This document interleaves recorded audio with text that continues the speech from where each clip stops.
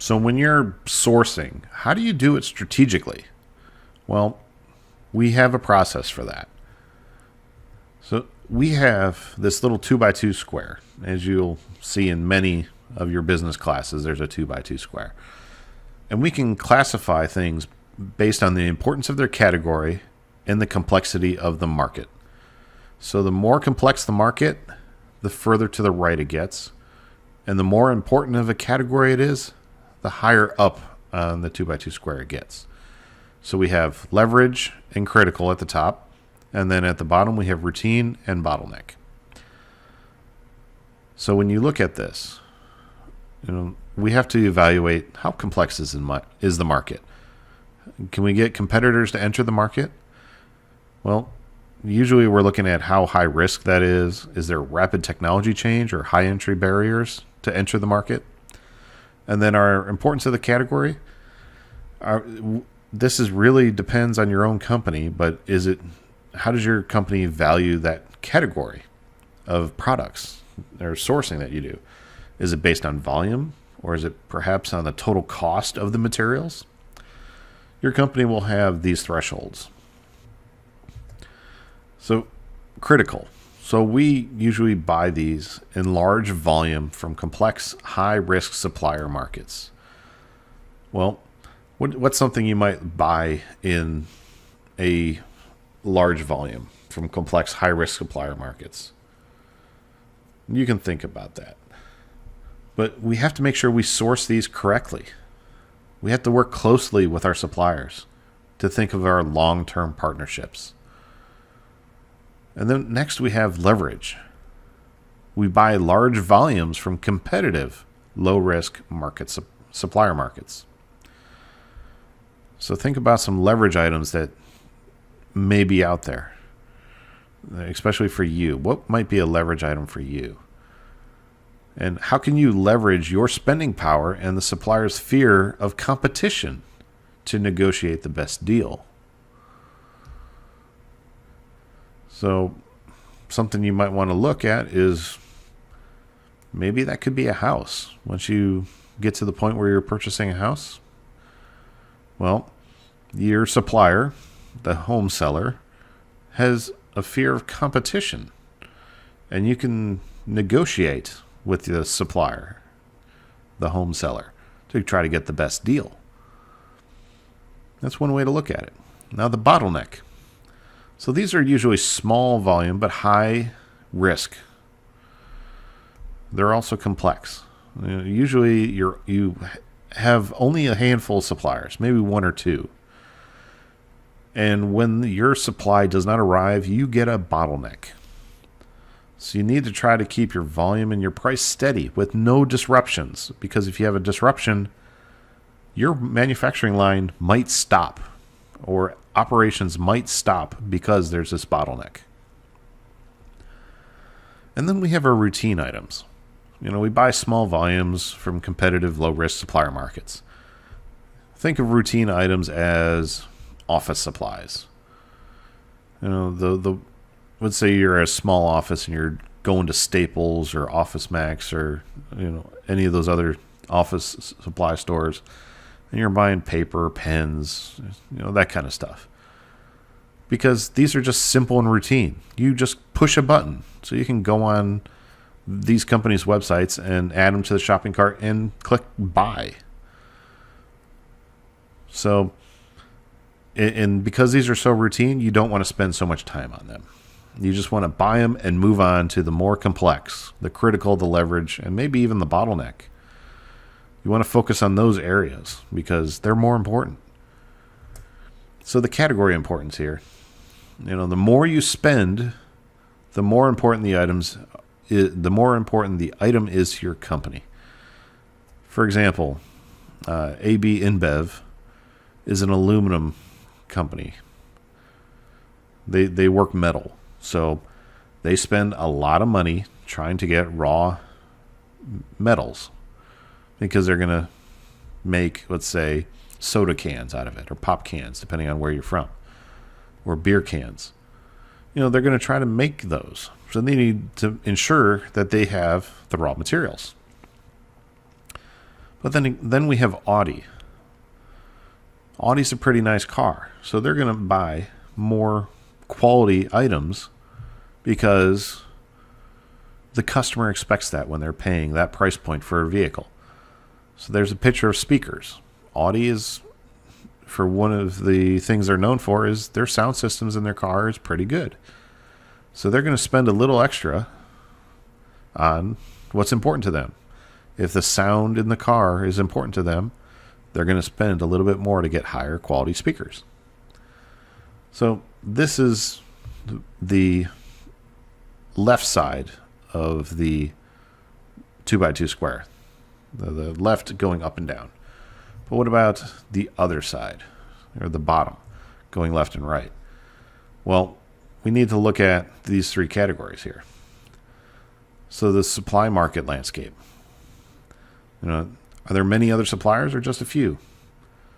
Can a new supplier enter the market easily? And are the suppliers bigger, smaller, or about the same size as your company? This is important because when you're negotiating, are you a little minnow in an ocean, or are you the big fish in a small pond? They may treat you differently based on your size of your company and how much you're going to buy. So that's something to consider. What about the risk? How important are you to your supplier, to your potential supplier? That goes back to the size of the company, the size of your supplier. Who else buys the same material you want? Who are your competitors, and why are they going to that supplier? And then what forces influence your ability to obtain a reliable source of supply?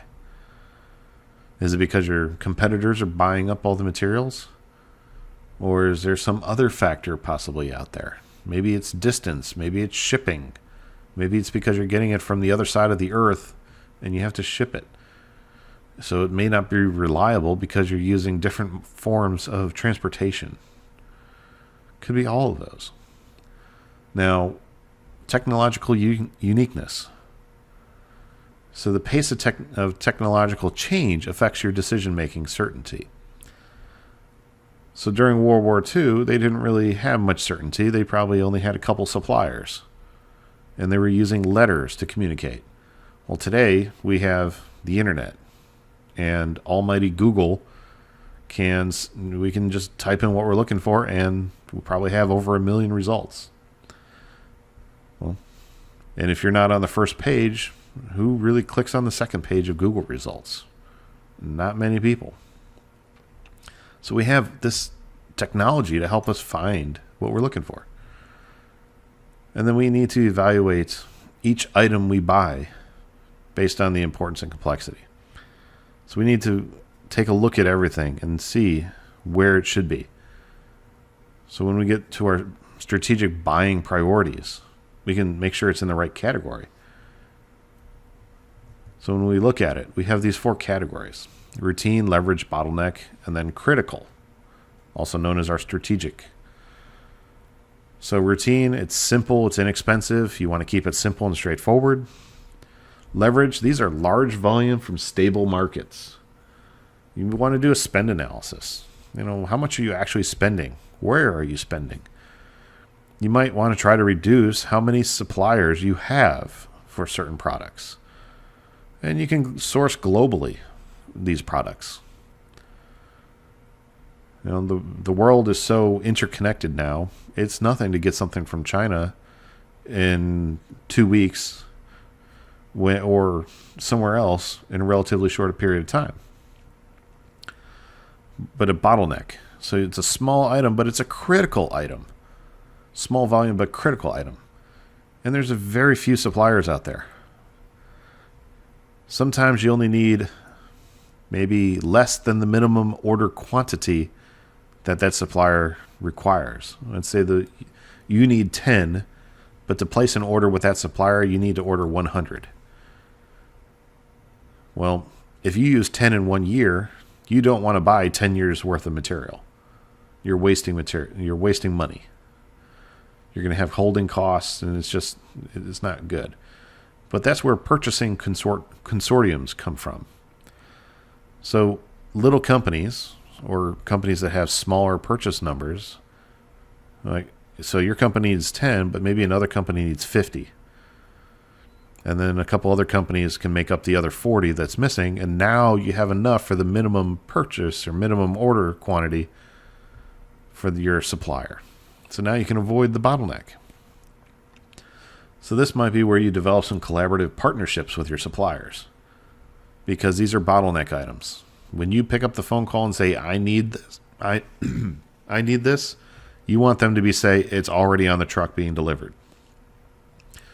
So our final one is the critical or strategic. These are complex, high volume, high value items. And we usually have we're the customer of choice to some suppliers because we're always ordering these. And we usually have long-term contracts. These might be 5-10 year contracts. And we build trust because we've been a customer for so long. You know that salesman's name. You know their kids' names. You know their birth dates. You know how old they are. You know the spouse's name. You know that they have a dog named Peanut. You know these little details because you've developed that trust. So you see how this can really help a company by identifying where their purchases are at. So when we move on to execution, or strategic sourcing execution, we know how we have to treat certain purchases because not every purchase is the same. And if we know our process, we can get through it, but we have to make adjustments, sometimes on the fly, because maybe the critical item just became a bottleneck, or a leverage item became a bottleneck, depending on what we do. So let's go ahead and move on to strategic sourcing execution, and we'll see you in the next video.